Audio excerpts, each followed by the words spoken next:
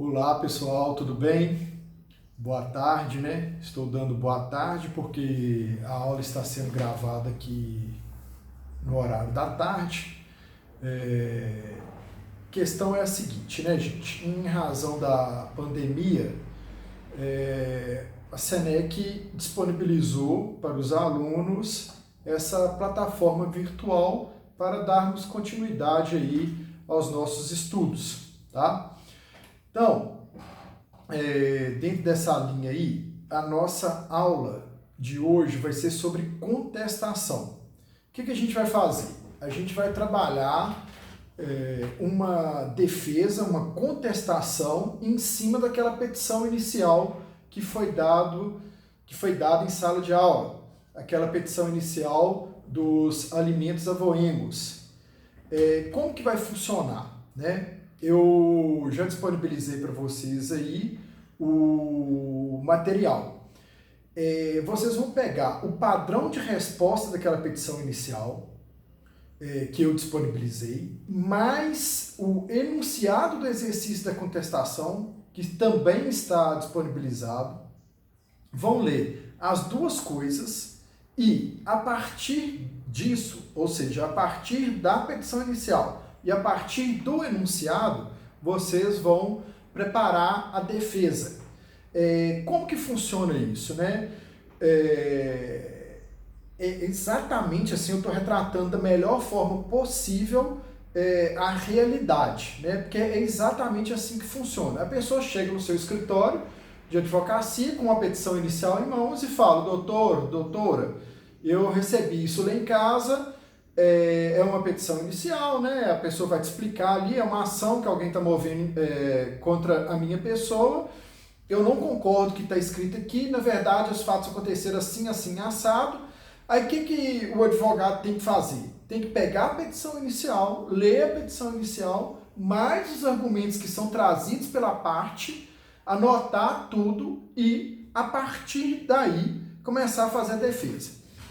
A contestação, em regra, né, gente, é uma peça mais difícil que a petição inicial, tá? Ela é um pouco mais complexa, um pouco mais complicada, mas tranquilo, a gente vai fazer a peça de forma bem tranquila. Eu vou passar para vocês, eu já disponibilizei, inclusive, a estrutura da peça, tá? Como que eu quero que a peça seja elaborada, como que vai funcionar essa estrutura. Primeira coisa que vocês vão trabalhar lá é o endereçamento, né? No endereçamento da contestação, vocês têm que lembrar que o juízo já foi definido uma vez que a petição inicial já foi distribuída. Ou seja, na petição inicial a gente deixa aquele espacinho em branco lá, excelentíssimo senhor doutor juiz, aí deixa o espacinho em branco da vara civil da comarca de Unai. Por quê? Até então nós não temos ali o juízo definido. Agora, na contestação não, a gente já tem, porque a ação já foi distribuída, consequentemente já tem o juízo ali, ou é a primeira ou é a segunda vara, né? Por que eu estou falando isso, gente? Porque na petição inicial, na correção da petição inicial da turma, eu gostei, de um modo geral, do resultado, só que eu vejo que vocês estão pecando em detalhes. E igual eu falei aquele dia lá em sala de aula, né? Eu acho assim, que o aluno não pode perder ponto numa prova, num exame de ordem ou numa prova de concurso em questão aberta, nessa questão de estrutura de peça. Essa questão de estrutura de peça, ela tem que ser muito bem feita, muito bem elaborada. E isso aí a gente só consegue a partir do treinamento, a partir de fazer, né, fazer e refazer várias vezes as peças.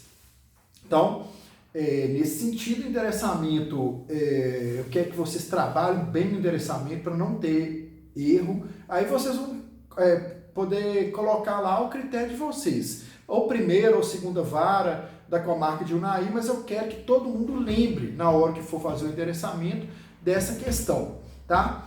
Na contestação, também é interessante que a pessoa coloque no canto direito, no canto, para quem está olhando para a folha, no canto esquerdo, né, da folha lá, altos número, para identificar o processo também eu acho interessante fazer isso, tá? Depois vem a questão da qualificação das partes. Eu estou olhando de lado aqui, gente, que eu estou com a minha colinha aqui, eu estou com o meu computador aqui do lado para dar uma sequência na aula aqui, tá? Qualificação das partes. Neste ponto aqui, eu até coloquei na estrutura, é o seguinte, lembrar que a parte já foi qualificada na inicial, tá bom? Então, enquanto na inicial a gente tem que colocar a qualificação completa lá, na contestação, você vai colocar, né, a pessoa lá que está elaborando vai colocar Alisson Alves Pinto, vírgula, já qualificado nos autos, por intermédio do seu procurador, procuração em anexo, endereço do advogado, né, endereço eletrônico e físico do advogado. Muita gente esqueceu isso na petição inicial, isso foi muita gente mesmo lá da turma, tá? Então, assim, isso é uma questão também que eu não quero que vocês errem, tá bom? Que não é admitível, não é admissível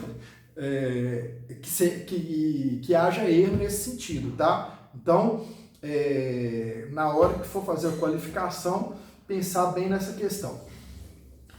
Depois, né, que qualificou ali, vocês vão colocar lá, né, já qualificado nos autos, vão dar sequência ali, vem apresentar a contestação, você pode citar os artigos do CPC que tratam da contestação, com fundamento, é bom colocar o fundamento jurídico para aquilo que você está argumentando. Depois eu gosto que coloca um primeiro título, né, dos fatos alegados na inicial. Como que vai funcionar esse tópico? Você vai colocar lá, dos fatos alegados na inicial. O que significa dos fatos alegados na inicial? Você vai fazer, gente, vocês vão fazer, gente, um resumo sucinto, com frases curtas, sem emoção, daquilo que foi colocado na inicial, daquilo que foi narrado na exordial, entendeu? Então, vocês vão chegar e vão falar qual tipo de verbo que vocês podem usar nesse momento.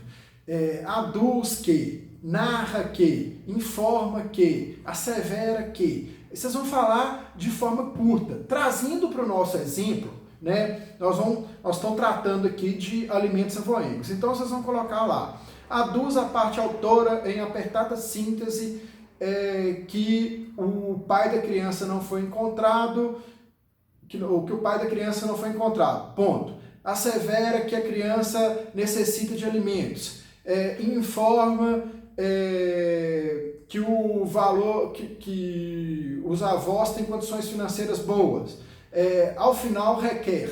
Aí vocês vão colocar, fazer uma narrativa sucinta, sem emoção, com frases curtas daquilo que está no inicial, e no final vocês vão colocar, informar quais são os pedidos. Isso é muito importante. Quais são os pedidos da parte autora. Ponto. Aí vocês vão passar para o tópico 2. No tópico 2, vocês vão colocar, qual que vai ser o título desse tópico 2? Da realidade dos fatos. Por que eu quero que vocês trabalhem com essa questão da realidade dos fatos? Porque nesse tópico vocês vão falar o que o seu cliente, né, qual que é a informação, quais são as informações que o seu cliente trouxe para você no seu escritório. Aí vocês vão falar, na verdade os fatos não se deram como narrados na exordial. Aí cada um vai poder trabalhar em cima daquilo que foi dado no enunciado do exercício e considerando a petição inicial, cada aluno vai ter a liberdade para trabalhar da melhor forma possível. Mas, em síntese, o que vocês vão falar ali? Neste caso, né, trazendo para o nosso exemplo aqui,